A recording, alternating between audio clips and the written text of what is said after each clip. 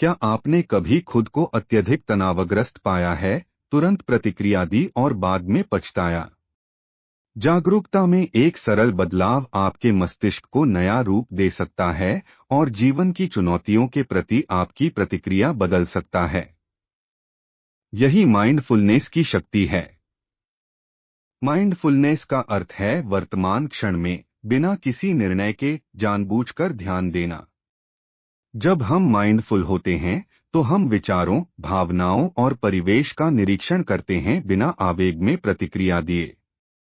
इसके विपरीत full mind होने का मतलब है कि मन लगातार एक विचार से दूसरे विचार पर कूदता रहता है, जिससे मानसिक बोझ बढ़ता है। जब हम तनाव का सामना करते हैं तो मस्तिष्क का भावनात्मक केंद्र लड़ाई या उड़ान प्रतिक्रिया या फाइट और फ्लाइट को सक्रिय करता है, जिससे शरीर में तनाव हार्मोन की बाढ़ आ जाती है।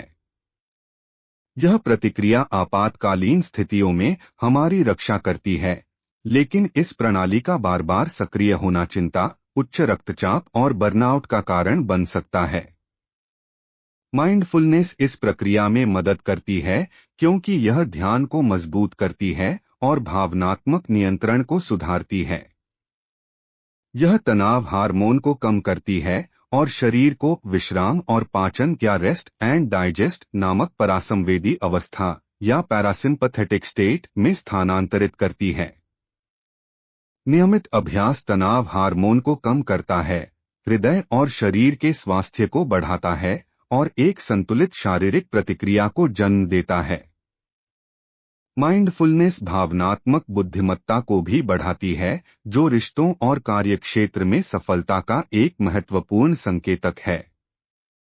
यह आत्मजागरूकता को बढ़ाकर हमें अपनी भावनाओं और विचारों को पहचानने में मदद करती है, जिससे हम बिना सोचे समझे प्रतिक्रिया देने के बजाय विचारशील प्रतिक्रिया दे सकते हैं। यह सहानुभूति और करुणा को विकसित करती है, जिससे हम दूसरों की भावनाओं को बिना निर्णय के देख सकते हैं। यह भावनात्मक प्रतिक्रिया को कम करके और संघर्ष समाधान को बेहतर बनाकर संबंधों को सुधारने में मदद करती है। संक्षेप में, माइंडफुलनेस एक मांसपेशी की तरह है।